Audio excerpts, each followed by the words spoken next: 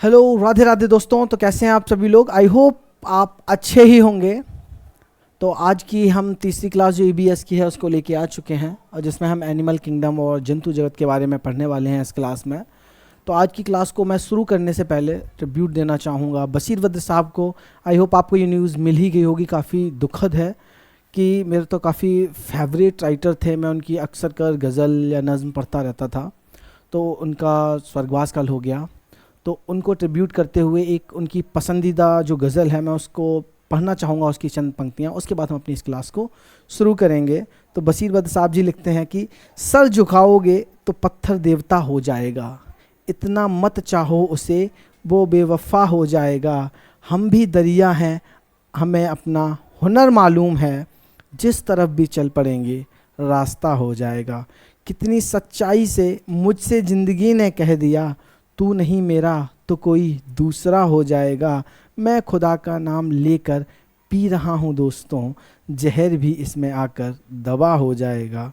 और कहते हैं कि सब उसी के हैं, हवा खुशबू जमी और आसमां, मैं जहाँ भी जाऊँगा उसको पता हो जाएगा। तो ऐसे बशीर वद्र साहब जी को मैं दिल से सलाम करता हूँ और ईश्वर से प्रार्थना करता हूँ कि उनकी आत्मा को शांति मिले। तो चलिए प्रारंभ करते हैं हम फिर अपनी आज की क्लास को। तो आज की इस शानदार क्लास में, जो कि हमारी तीसरी क्लास है, और इसमें हम कवर करने वाले हैं जंतु जगत यानी एनिमल किंगडम के बारे में। देखेंगे कौन कौन से एनिमल्स हैं जो कि हमारे यूपी टेट 2026 की परीक्षा में आ सकते हैं। तो सबसे पहले हम देखते हैं कि क्या क्या सीखेंगे इसमें। तो इसमें हम जंतुओं का वर्गीकरण देखेंगे, क्लासिफिकेशन ऑफ एनिमल्स, सुपर इंद्रियां कि सुपर सेंसेस किन किन एनिमल के पास होते हैं और उन सुपर सेंसेस को वो किस तरीके से यूज़ करते हैं। पक्षियों की अनोखी देखेंगे हम दुनिया। आजकल तो बहुत सारे पक्षी विलुप्त हो गए हैं, देखने को ही नहीं मिलते हैं, लेकिन फिर भी उनके बारे में हम पढ़ तो सकते ही हैं। कीट समाज, कीड़ों का समाज, सोशल इंसेक्ट, सामाजिक कीड़े कौन हैं उनके बारे में देखेंगे। किसानों के मित्र यानी कि किसको बोलते हैं किसानों के मित्र, जो खेतों में किसानों की क्या करते हैं, हेल्प करते हैं। उन सारी चीज़ों को हम इसमें देखने वाले हैं। तो सबसे पहले देख लेते हैं कि जन्म के आधार पर जो वर्गीकरण किया गया है वो दो तरीके के होते हैं जीव। एक होते हैं जरायुज, दूसरे होते हैं अंडज। यानी जरायुज कौन से होते हैं और अंडज क्या होते हैं, इनकी क्या विशेषताएं होती हैं, उनको हम देखने वाले हैं। तो अगर परिभाषा की बात करी जाए तो जरायुज हम ऐसे जानवरों को बोलेंगे जो सीधे तौर पर क्या देते हैं, बच्चों को जन्म देते हैं। और अंडज वे होते हैं जो कि क्या देते हैं, अंडे देते हैं, सीधे बच्चों को जन्म नहीं देते हैं। या कह सकते हैं कि जो जरायुज होते हैं ये अपने बच्चों को दूध पिलाते हैं, जबकि अंडज अपने बच्चों को दूध नहीं पिलाते हैं। बाहरी कान की अगर बात करी जाए तो इनके बाहरी कान दिखाई देते हैं, किसके, जरायुज के जो बाहरी कान होते हैं। जैसे हमारी ये देखिए बाहरी कान दिखाई दे रहे हैं, गाय के हमको बाहरी कान दिखाई देते हैं, कुत्ते के हमको बाहरी कान दिखाई देते हैं। तो वो सब क्या होते हैं, वो जरायुज होते हैं जिनके बाहरी कान दिखाई देते हैं। साथ साथ इनके शरीर पे बाल भी होते हैं। अंडज की बात करें तो ऐसा नहीं होता है, ठीक है। छेद होते हैं इनके कानों की जगह पे, बाहरी कान नहीं होते हैं इनके। शरीर पर बाल इनके होते हैं और इनके नहीं होते हैं। हम अंडज के उदाहरण अगर लिए जाएं तो अंडज के उदाहरण आपके पक्षी, छिपकली, कीड़े और सांप होते हैं। जबकि आपके जरायुज की बात करी जाए तो मनुष्य, हाथी, गाय और कुत्ता ये जरायुज के एग्जाम्पल्स हो जाते हैं। याद रखने के लिए बहुत सिंपल है कि जिनके बाहरी कान हैं उनको संतान होती है, जिनके कान बाहर दिखें। और शरीर पर क्या होते हैं, बाल होते हैं, वो अक्सर कर क्या देते हैं, बच्चों को जन्म देते हैं। छिपकली के कान हमको बाहर नहीं दिखाई देते हैं, इसीलिए वह क्या करती है, अंडों को देती है, यानी अंडज कहलाती है। तापमान नियंत्रण और निद्रा की अवस्थाओं के आधार पर भी वर्गीकरण किया गया है। तो कुछ होते हैं आपके नियततापी। अब नियततापी क्या होते हैं, तो इनके शरीर का तापमान हमेशा समान ही रहता है। जैसे ह्यूमन के बॉडी का टेम्परेचर देखा जाए तो 37 डिग्री सेल्सियस जो है वो रहता है। उससे ऊपर जाता है तो फीवर हो जाता है, नीचे जाता है तो हमको प्रॉब्लम्स होने लगती हैं। तो पक्षी हो गए, स्तनधारी हो गए, इन सब के शरीर का जो तापमान होता है वो कैसा होता है, नियत तापी होता है, इसलिए इनको नियत तापी बोला जाता है। अनियत तापी क्या होते हैं, ये अपने बॉडी का जो टेम्परेचर होता है वो अकॉर्डिंग टू क्लाइमेट क्या कर लेते हैं, चेंज कर लेते हैं, यानी इनको कोल्ड ब्लडेड बोला जाता है। तो बाहरी वातावरण के अनुसार तापमान बदलता है इनका। इसमें सरीसृप होते हैं, मछलियाँ होती हैं और कुछ कीड़ों की जो प्रजाति होती हैं वो इसी चीज़ में आती हैं। जैसे कि आपने देखा होगा कि जैसे कश्मीर वगैरह है तो यहाँ पे झील होती हैं, झील के अंदर मछलियाँ होती हैं, लेकिन जब बहुत ज़्यादा सर्दी पड़ती है, झील का पानी समथिंग जम सा जाता है, तब भी ये मछलियाँ जीवित बनी रहती हैं, क्योंकि ये अपने शरीर के तापमान को वातावरण के हिसाब से क्या कर लेती हैं, कंट्रोल एडजस्ट कर लेते हैं। ये शीत निद्रा, स्पेशल अगर निद्रा के हिसाब से देखा जाए तो शीत निद्रा, आपने देखा होगा कि कुछ ऐसे इंसेक्ट्स होते हैं, जैसे हमारे घर में छिपकलियाँ होती हैं, तो छिपकलियाँ गर्मियों के सीज़न में तो हमको बहुत दिखाई देती हैं, लेकिन सर्दियों के सीज़न में ये कहीं छिप जाती हैं जाके, क्योंकि ये कहाँ चली जाती हैं, निद्रा में चली जाती हैं। शीत निद्रा यानी सर्दियाँ आई, निद्रा में चली गई। तो सर्दियों में जो लंबी नींद लेते हैं ऐसे जानवरों को शीत निद्रा लेने वाले जीव बोला जाता है, जिसमें छिपकली हो गया, मेंढक हो गया, भालू हो गया, ये सब शीत निद्रा में आते हैं। इवन हम सांपों को भी बोल सकते हैं कि सर्प भी किसमें चले जाते हैं, शीत निद्रा में चले जाते हैं। ग्रीष्म निद्रा, ग्रीष्म निद्रा वाले कौन से हैं, तो आपका जो स्नेल होता है यानी घोंगा होता है, ये गर्मियों में आके कैसा पड़ जाता है, सुस्त पड़ जाता है, यानी कि ये कैसा होता है, ग्रीष्म निद्रा वाला एक जीव है। अब जंगल के कुछ दिग्गजों के बारे में देख लेते हैं कि जंगल के दिग्गज किसको बोला जाता है, तो हमारे हाथी भैया को, हाथी मेरे साथी, और स्लॉथ, ये जंगल के क्या हैं, दिग्गज हैं। स्लॉथ को तो पता नहीं क्यों दिग्गज बोल रहे हैं, भैया सोता ही पड़ा रहता है, आप भी सोते रहो, शायद दिग्गज कहलाने लग जाओ।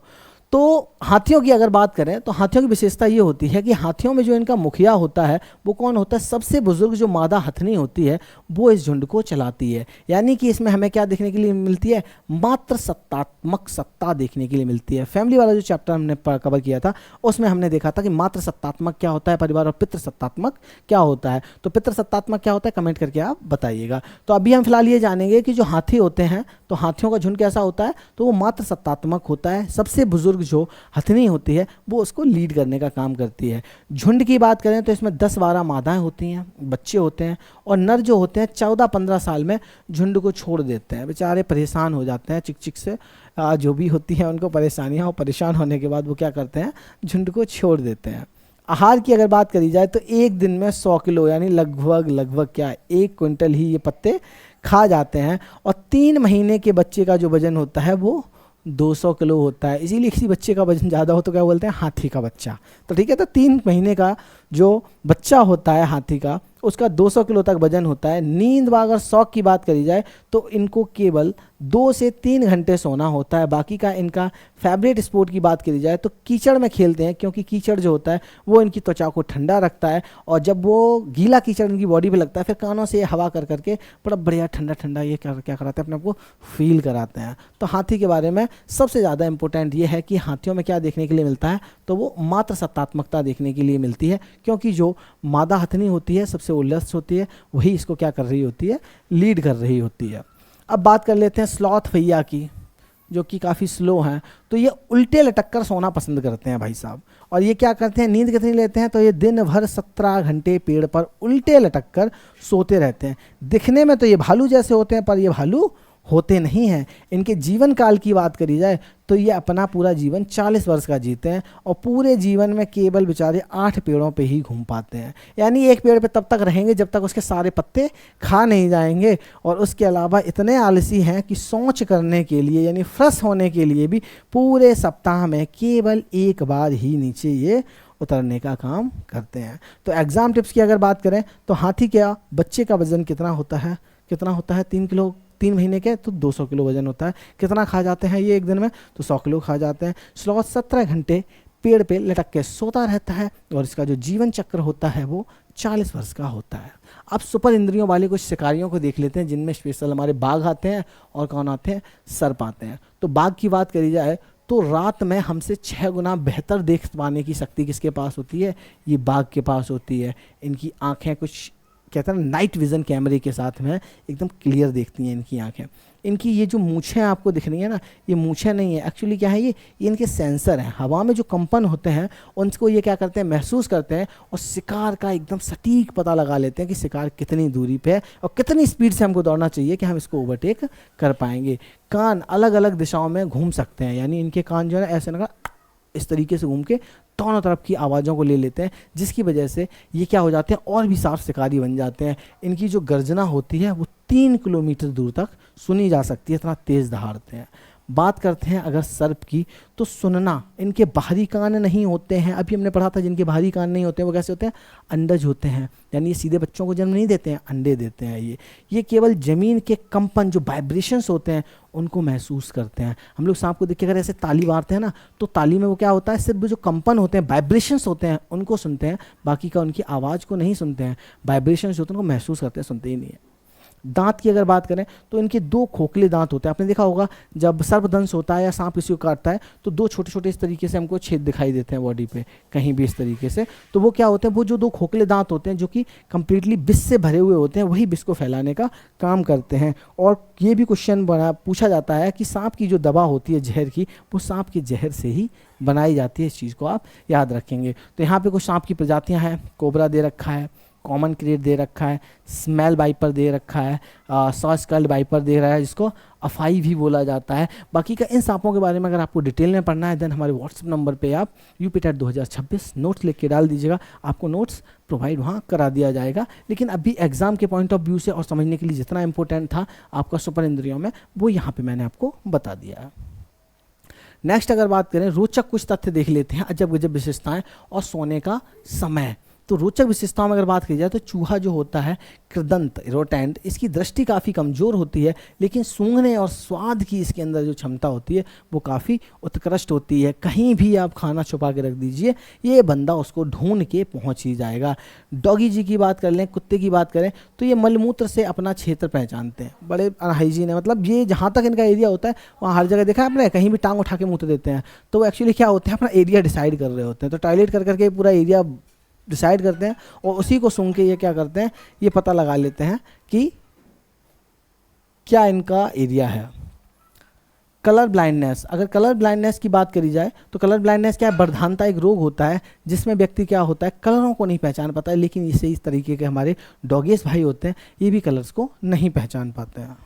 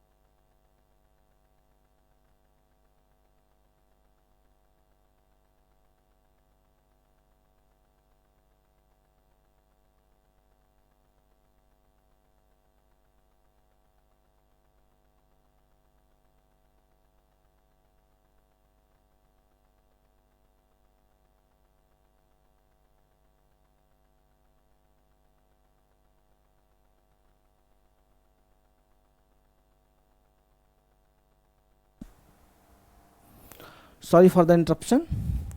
थोड़ा सा आप जल्दी से स्किप करके इसको क्लास को, बाकी का फिर से आ जाते हैं क्लास में। तो ये क्या, कलर ब्लाइंडनेस क्या होती है, तो कलर नहीं पहचान पाते कि कौन सा लाल है कौन सा हरा है, ये कुत्ते नहीं पहचान पाते हैं। बिल्ली की अगर बात करी जाए तो मांस को काटने वाले जो तीखे दांत होते हैं वो बिल्ली के पास में होते हैं। और बिल्ली क्या करती है, झपकी ले लेके सोती है, ये एक साथ नहीं सोती है, थोड़ा सा झपकी ले लेगी, सो जाएगी, नींद पूरी कर लेगी, फिर झपकी ले लेगी, फिर सो जाएगी, तो फील नहीं आता है कि ये सो रही है कि नहीं सो रही है। तो जंतुओं के अगर सोने का समय देखा जाए तो इंपॉर्टेंट है, आप इसको लिख के रखिएगा।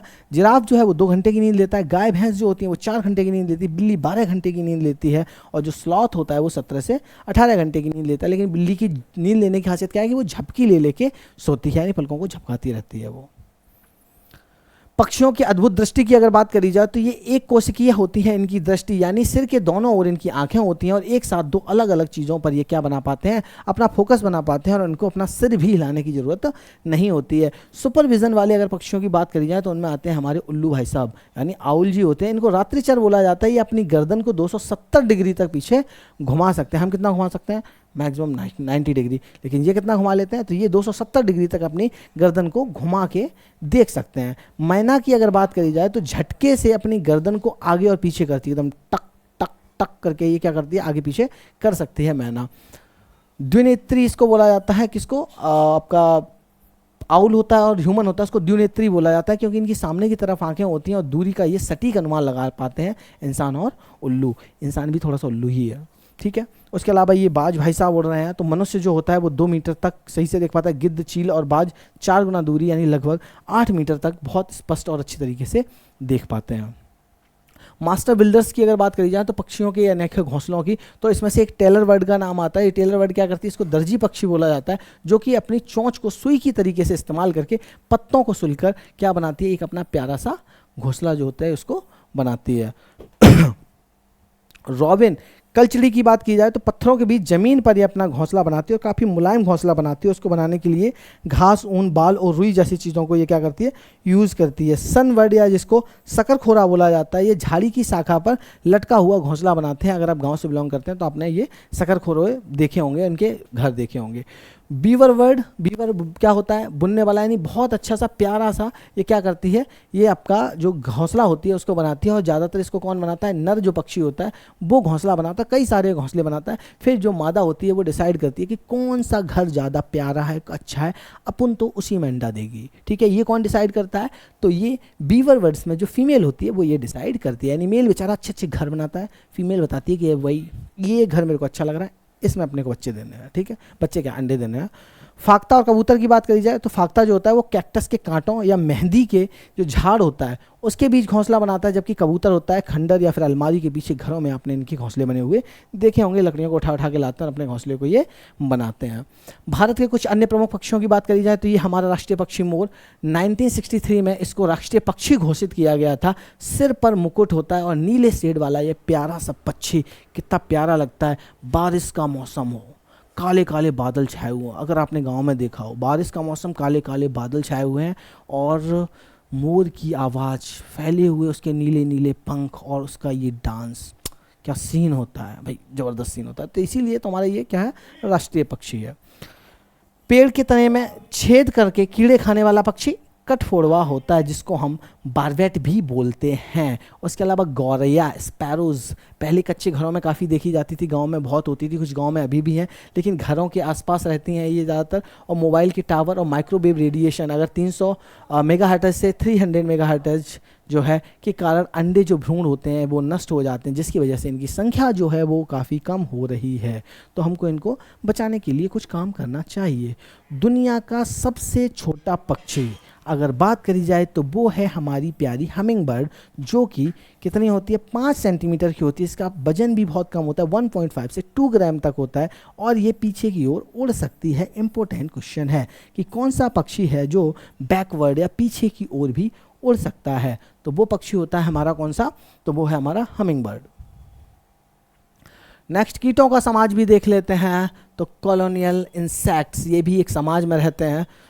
औपनिवेशिक कीट क्या होते हैं, तो बे कीड़े जो समूह यानी कॉलोनी में रहते हैं और श्रम विभाजन कर लेते हैं, यानी अपने अपने हिसाब से कामों का बंटवारा कर लेते हैं कि भैया तुम बन जाओ सुपरवाइज़र, हम बन जाते हैं लेबर, तुम बन जाओ सीईओ। तो ये सारा कुछ इस तरीके से बंटवारा करके ये क्या करते हैं, काम करते हैं, उनको औपनिवेशिक कीट बोला जाता है। जैसे टार्मे मादा रानी जो होती है सबसे बड़ी, केवल अंडे देने का काम करती है। सैनिक जो होते हैं बड़े सिर वाले होते हैं, कॉलोनी की रक्षा करते हैं। और जो श्रमिक वर्कर होते हैं बच्चों की देखभाल करते हैं, भोजन लाना, घोंसला बनाना, ये सारा काम ये लोग करते हैं। तो समाज की संरचना इस तरीके की होती है कि रानी सिर्फ क्या रहेगी, बच्चों को देने का काम करेगी, बाकी का कोई काम नहीं करेगी।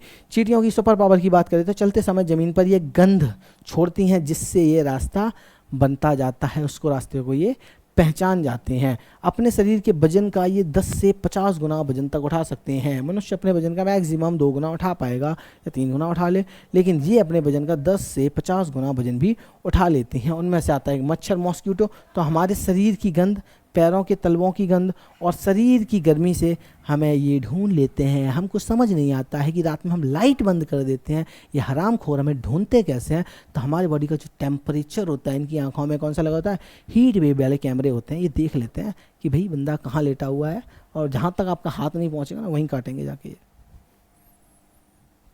मधुमक्खी और इनका मीठा शहद। तो छत्ते का संगठन इस तरीके से होता है। रानी जो मक्खी होती है केवल एक ही होती है और अंडे देने का काम करती है। श्रमिक मक्खियाँ सबसे महत्वपूर्ण होती हैं। छत्ता बनाना, रस लाना, बच्चों को पालना, ये काम किसका है? श्रमिक मक्खियों का है। और जो नर मक्खी होती है इनकी कोई विशेष भूमिका नहीं होती है। देख लो मर्दों की क्या हालत है, मतलब मक्खियों के छत्ते में नर की कोई भी विसात ही नहीं है। छोड़ो। महत्वपूर्ण तथ्य की अगर बात की जाए तो डांस, जब श्रमिकों को रस नेक्टर मिलता है तो वह एक विशेष प्रकार का नृत्य करते हैं ताकि दूसरों को दिशा पता चल सके। यानी इनकी डांस के साथ में ढम ढम ढम ऐसी बीट्स निकलती हैं। ऐसा कुछ होता होगा जिनको अदर जो मक्खियाँ होती हैं उसको रिसीव करते हैं, उनको पता चलता है कि हमारे एक किसी सैनिक को क्या मिल चुका है? रस मिल चुका है। तो बाकी के लोग भी उसी दिशा में आते हैं और फूलों से रस निकालते हैं। पसंदीदा अगर फूलों की बात करी जाए तो लीची के फूल हो गए, कॉफ़ी के फूल हो गए, कोको के फूल इन्हें बहुत ज़्यादा आकर्षित करते हैं और यहाँ पे बहुत सारी मक्खियाँ देखने के लिए मिलती हैं। अब यहाँ पे मधुमक्खी का पालन का सबसे अच्छा समय जो है वो अक्टूबर और नवंबर से दिसंबर के बीच में होता है। अब आपके लिए एक क्वेश्चन कि जो मधुमक्खी पालन होता है उसको क्या बोला जाता है?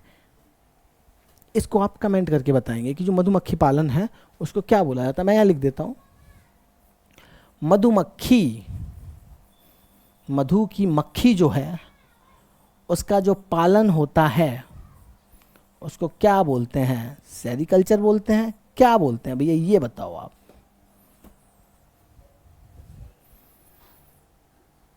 कायांतर का जादू, रेशम पे आ गए तो कायांतर का जादू देख लेते हैं। तो सबसे पहले क्या होता है इसमें? नंबर 1 इसमें कुछ स्टेजेस होते हैं। तो कायांतरण लार्वा का भारी शारीरिक जो बदलावों के साथ वयस्क में बदलना होता है। वयस्क में बदलना यानी कि एडल्ट में चेंज हो जाना ही क्या होता है?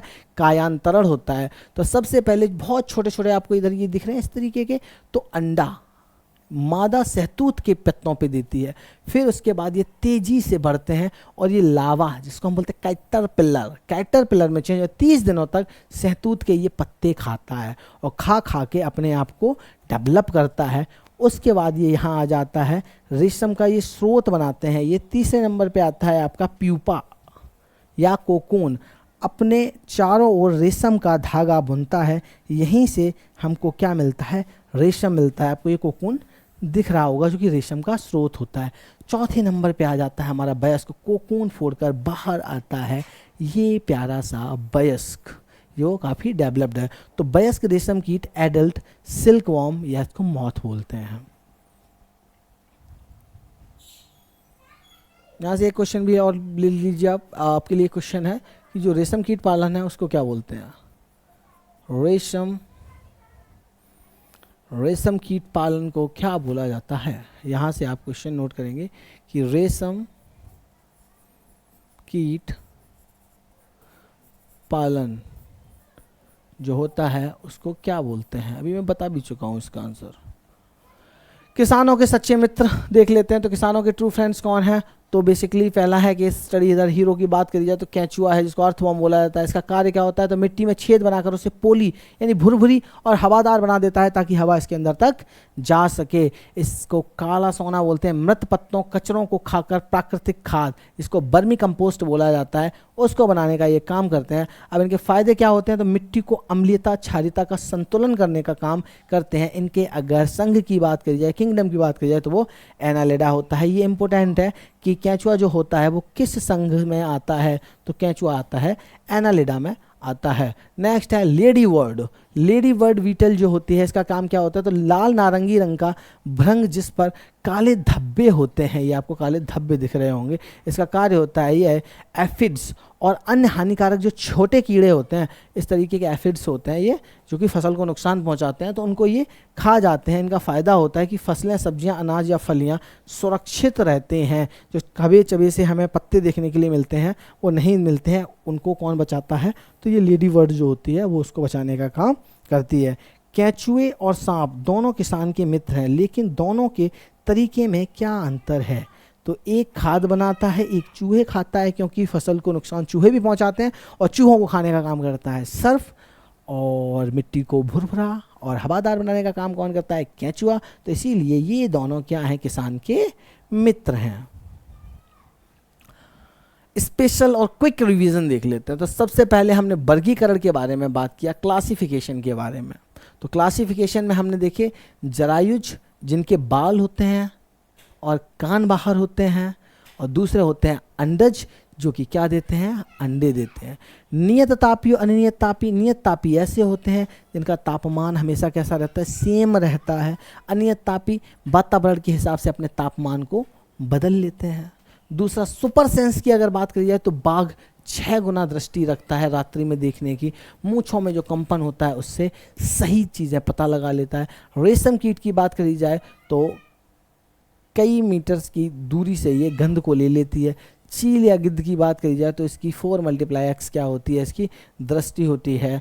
सांप की बात करी जाए तो ये बहरा होता है, कंपन महसूस कर लेता है, और सबसे बड़ी बात ये क्या होते हैं, जहरीले होते हैं। बीवर्स चौथे घोंसले में आ जाते हैं। तो घोंसले में क्या है, तो बीवर्स होते हैं। बीवर जो होता है वो क्या होता है, नर बुनता है, मादा डिसाइड करती है कि कहाँ अंडे देने। टेलर पक्षी पत्तियों को सिल देता है। फाख्ता जो होता है वो कैक्टस के कांटों पर क्या बनाता है, अपना घोंसला बनाने का काम करता है।